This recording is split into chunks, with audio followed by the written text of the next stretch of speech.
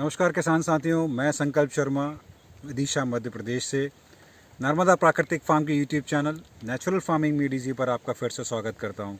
आज हम बात करने वाले हैं सुभाष पालेकर जी के 5 स्तरीय बागवानी मॉडल की, 5 लेयर ऑर्चर्ड मॉडल की, जिसका पार्ट 2 आज हम जारी कर रहे हैं। पिछले वीडियो में आपने एक ओवरव्यू देखा था और कई साथियों ने मुझसे सवाल किया कि इसका जो लेआउट है उसका एक चार्ट हमको मिलना चाहिए।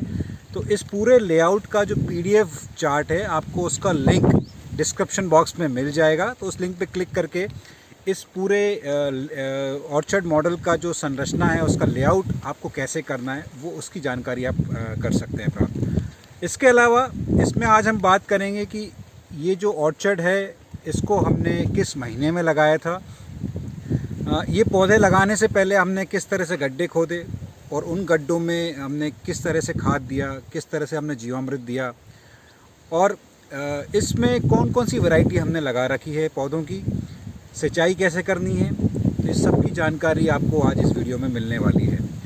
और साथियों, इससे पहले कि मैं इस वीडियो को आगे बढ़ाऊं, एक छोटा सा यहाँ बात करना चाहता हूँ कि अभी अगस्त 8 को और अगस्त 9 को मेरे 2 वेबिनार्स जो मैं अभी कंडक्ट कर रहा हूँ। एक का टॉपिक है transition from corporate life to farming, और दूसरा जो टॉपिक है उसका नाम है बेसिक्स ऑफ नेचुरल फार्मिंग। तो अगर आप ये वेबिनार अटेंड करना चाहते हैं तो ये नीचे लिखे हुए ईमेल एड्रेस पर हमको एक मेल ज़रूर भेजिएगा। उसके आगे की जानकारी आपको मेल के ज़रिए दी जाएगी। तो चलिए आज का ये वीडियो शुरू करते हैं कि किस तरह से इस मॉडल की हमने संरचना की है। यहाँ हमने अमरूद जो लगाया है वो वैरायटी है L49। पपीता जो हमने लगाया है वो उसकी वैरायटी का नाम है पूसा प्लस देसी। ये अभय जी हैं फर्रुखाबाद उत्तर प्रदेश से, उनके थ्रू मैंने ये पपीते का बीज मंगाया था। यहाँ सहजना जो ड्रमस्टिक लगी हुई है वो जो बीज है वो PKM 1 बीज है। यहाँ एक बात बताना चाहूँगा, ये जो हमने मुनगा लगाया था पहले साल जो हमने लगाया था वो हमने इसकी पौध हमने खुद तैयार की थी, इसकी नर्सरी हमने खुद तैयार की। कुछ पौधों की मोर्टेलिटी जब रही, कुछ पौधे जब मर गए, तो अगले साल हमने उसको डायरेक्ट बीज से इन पौधों को लगाया था।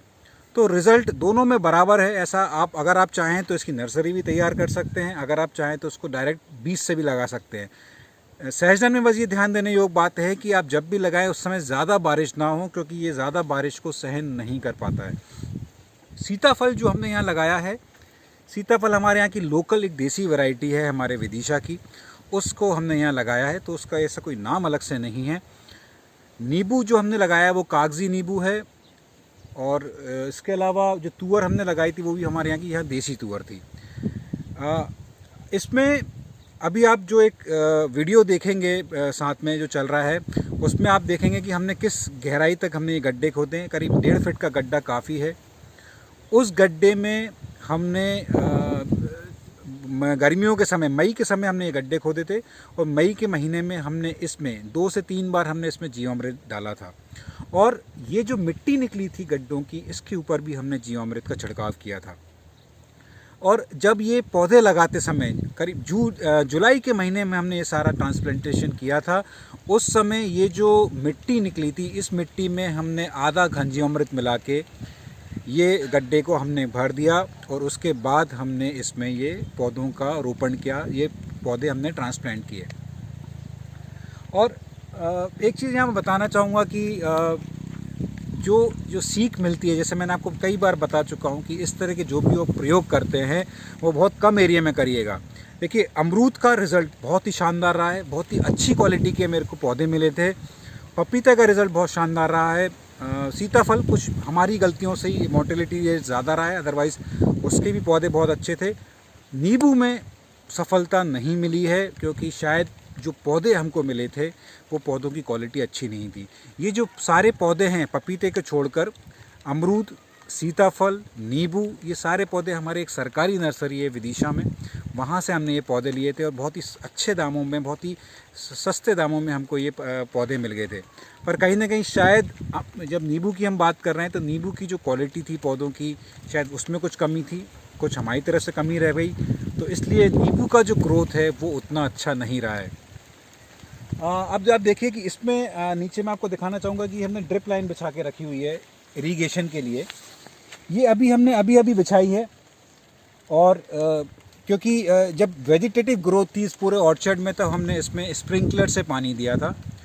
तो बट आगे जाके जब ये फ्रूटिंग स्टार्ट होगी, क्योंकि हर पौधे का एक स्ट्रेस पीरियड जो है वो अलग अलग होता है, तो उसी तरीके से इसकी संरचना की गई है कि एक लाइन में जो पौधे लगे हैं उनको उसी समय पानी चाहिए पर्याप्त, मतलब एक ही समय पे उतना ही पानी चाहिए। दूसरी लाइन में जो पौधे हैं उसको अलग तरीके से पानी चाहिए। तो ये इस पूरे ऑर्चर्ड मॉडल की जो संरचना है वो इसी प्रकार से की गई है कि आपको अलग अलग समय में पौधों को स्ट्रेस देना है। तो इसलिए ड्रिप इरीगेशन बहुत ज़रूरी है इसमें। तो ये अभी अगले साल से, क्योंकि इसका प्रोडक्शन चालू हो जाएगा, तो मैंने ये ड्रिप अभी हमने इसमें इंस्टॉल कर दी है। थोड़ा सा मैं आपको और आगे दिखाना चाहूँगा। कई साथियों ने सवाल पूछा था कि इसमें मल्चिंग क्यों नहीं है। कहीं कहीं हमने मल्चिंग की थी, आप देख सकते हैं, जैसे यहाँ हमने मल्चिंग की थी, ठीक है। इस मुनगे के नीचे भी आप देख सकते हैं कि हमने मल्चिंग की थी। पर अभी बीच में बरसात से पहले जो हमने खेत तैयार किया था, तो बेड बनाने के लिए हमको इसमें रोटावेटर पावर टिलर चलाना पड़ा, और उस पावर टिलर की वजह से थोड़ा सा जो हमारा मल्चिंग था वो हट गया है। बारिश की वजह से हमने थोड़ा सा मल्चिंग अभी कम करके रखा है, और जैसे ही थोड़ा सा बारिश कम होगा हम इसमें फिर से गेहूं के भूसे की, चने के भूसे की जो मल्चिंग है, आच्छादन है, वो हम इसमें करने वाले हैं। तो मल्चिंग बहुत ज़रूरी है। अब ये मत समझिए कि इस समय अगर मल्चिंग नहीं है तो मल्चिंग ज़रूरी नहीं है। मल्चिंग बहुत ज़रूरी है, और बड़ी जल्दी ही हम इसमें ये मल्चिंग करने वाले हैं। तो साथियों, इसका जो लेआउट, जैसे मैंने आपको बताया, डिस्क्रिप्शन बॉक्स में आपको उसका लिंक मिल जाएगा। तो अमरूद हमारी मुख्य फसल है। आप उस चार्ट में देख सकते हैं कि 24 फीट पे हमने अमरूद को लगाया है। मतलब पौधे से पौधे की दूरी, लाइन से लाइन की दूरी भी 24 फीट है, पौधे से पौधे की दूरी भी 24 फीट है। तो आप उस चार्ट को एक बार देखें, और अगर आपको उस चार्ट में कोई भी समस्या आती है समझने में, तो आप कमेंट बॉक्स में लिखकर मुझसे सवाल पूछ सकते हैं। मैं आपके हर एक सवाल का जवाब देने की कोशिश करूँगा।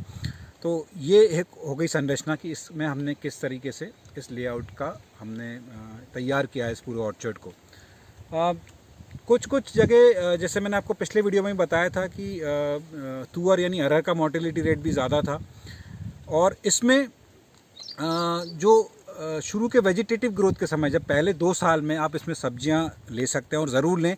कुछ कारणवश मैंने सब्जियां नहीं ली थी, और कई किसान साथियों ने पूछा कि 2 साल हो गए हैं इस ऑर्चर्ड मॉडल को और अभी तक मेरी इससे आमदनी कितनी हुई है।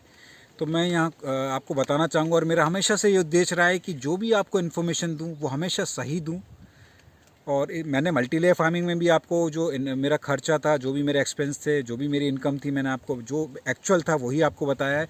तो इस ऑर्चर्ड मॉडल में भी आपको वही बताना चाहता हूँ कि अभी तक इसमें हमारा जो इनकम है वो ऐसा कुछ भी नहीं है, क्योंकि मैंने इसमें सब्जियाँ नहीं लगाई थी पहले 2 साल। और बीच में इसमें हमने हमारे खुद के घर के खाने के लिए प्याज मैंने लगाई थी, जो बहुत अच्छा उत्पादन देके गई है प्याज। और इसके अलावा, क्योंकि इसमें आप देखिए अमरूद जो है उसमें अभी वैसे अगर मैं आपको दिखाऊं तो अमरूद में भी कहीं कहीं अमरूद लगने लगे हैं, बट मैं पहले 3 साल अमरूद का प्रोडक्शन लेने नहीं वाला हूं। कुछ टेस्ट के लिए शायद 4-5 अमरूद में एक पेड़ में छोड़ दूं, तो अमरूद का भी प्रोडक्शन नहीं मिला है। सीताफल का प्रोडक्शन अभी नहीं मिला है। जो सहजन है या ड्रमस्टिक, उसमें जो एक प्रॉब्लम मैंने अभी तक समझ में आई इस मॉडल में, कि जब हम पानी देते हैं तो जब सभी वेजिटेटिव ग्रुप में जब सब जगह पानी जा रहा था तो उसमें भी पानी गया, तो उस समय जो उसकी फ्लावरिंग होती है, वो फूल जो हैं वो झड़ गए थे। तो अभी तक मुनगा से हमको अभी तक प्रोडक्शन ना के बराबर ही है। थोड़ा बहुत हमने घर के खाने के लिए लिया था, और इसलिए मैं जैसा कि आपको बताया अभी तक इसमें कोई इनकम पॉइंट ऑफ व्यू से अभी तक इनकम नहीं है।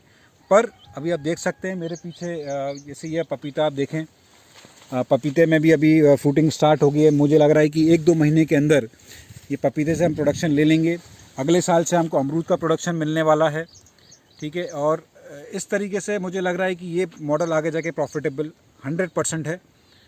थोड़ा सा इसमें पेशेंस चाहिए, क्योंकि ये ऑर्चर्ड है, तो 3 से 4 साल तो लगेंगे आपको इसमें प्रोडक्शन आने में। 3 साल तो एटलीस्ट लगेंगे ही लगेंगे। तो ओवरऑल अगर मैं देखूं तो मैं संतुष्ट हूँ इस मॉडल से। भले ही इसमें अभी इनकम उतनी नहीं है, पर ओवरऑल ये बहुत ही अच्छा मॉडल है और प्रॉफिटेबल मॉडल है। क्योंकि अगर इसमें आप शुरू से सब्जियां ले रहे हैं तो आप इसमें जो आपकी ऑपरेटिंग कॉस्ट जो शुरू की आ रही है वो आप उन सब्जियों से ही रिकवर कर सकते हैं, राइट। तो ये था पार्ट 2 सुभाष पालेकर जी के पंचस्तरीय मॉडल का। इस मॉडल में अगर मुझसे अभी कुछ बात जो आप पूछना चाह रहे थे अगर मेरे से मिस हो गई हो या मैं अभी कवर नहीं कर पाया हूँ उस वीडियो में, तो आप कमेंट सेक्शन में ज़रूर बताइएगा कि आपको अगले वाले पार्ट में, पार्ट 3 में आपको इसमें क्या कवर करना है मुझे, तो वो आप ज़रूर बताइएगा। और सिंचाई का मैंने आपको बता ही दिया है, इसमें हमने स्प्रिंकलर से शुरू में सिंचाई दी है, बाद में भी हमने ड्रिप बिछा दी है। तो जिस मौसम में जिस समय हमको स्ट्रेस देना है इन पौधों में, राइट, वो उस समय हम उस ड्रिप की लैटरल को हम चालू करेंगे, बाकी जगह हम बंद कर देंगे। तो इसी नोट पे मैं आपसे विदा लूँगा और एक छोटा सा एक आपको व्यू अभी फिर से मैं दिखा देता हूँ कि अभी क्या स्थिति है इस पूरे मॉडल की। तो थोड़ा सा सुरेंद्र अगर आप साथ में मेरे आएँ और थोड़ा सा ओवरव्यू दिखाएँ पूरे मॉडल का कि इस समय एक हरियाली जो है, एक जंगल का फीलिंग जो आ रहा है पूरा, अगर आप एक राउंड इसको करके दिखाएँ तो आप देख सकते हैं कितना हरा भरा हो चुका है ये, और एक बहुत ही सुखद अनुभव है, बहुत ही अच्छी फीलिंग है, बहुत ही अच्छा एक्सपीरियंस रहा है। तो ओवरऑल और एक चीज़ और, कई किसानों ने पूछा कि मल्टी लेयर फार्मिंग करनी चाहिए या 5 लेयर ऑर्चर्ड करना चाहिए। देखिए, दोनों का कोई कंपैरिजन नहीं है, दोनों अपनी अपनी जगह एक अलग कॉन्सेप्ट है, राइट। तो जब आप मल्टी लेयर कर रहे हैं तो उसमें आपको इमीडिएट रिजल्ट मिलते हैं, इसमें थोड़ा सा पेशेंस आपको चाहिए, पर लॉन्ग टर्म की अगर मैं बात करूं, आगे 5 साल बाद इससे अच्छा कोई मॉडल नहीं है आमदनी के पॉइंट ऑफ व्यू से। आप 5 लाख 10 लाख पे मत जाइए, इतना ज़्यादा सोचने की ज़रूरत नहीं है। मैं हमेशा से बोलता आया हूँ, जो दिखता है वो कुछ कभी कभार वो गलत भी होता है। तो अगर आप सोचते हैं 5 से 10 लाख पर एकड़, हो सकता है वो सच भी हो, पर मेरे हिसाब से आप आराम से इस मॉडल से अगले जब भी ये 4 से 5 साल बाद जब पुराना हो जाएगा तो आप आराम से इसमें 3 से 4 लाख रुपए आप आराम से कमा सकते हैं।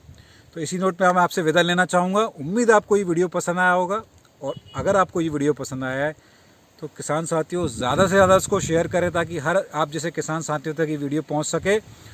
और अगर चैनल सब्सक्राइब नहीं किया है आपने तो प्लीज़ आपसे रिक्वेस्ट है, आपसे निवेदन है कि हमारे इस चैनल को सब्सक्राइब करें और आपका प्यार और आशीर्वाद इसी तरीके से बनाए रखें। बहुत बहुत धन्यवाद।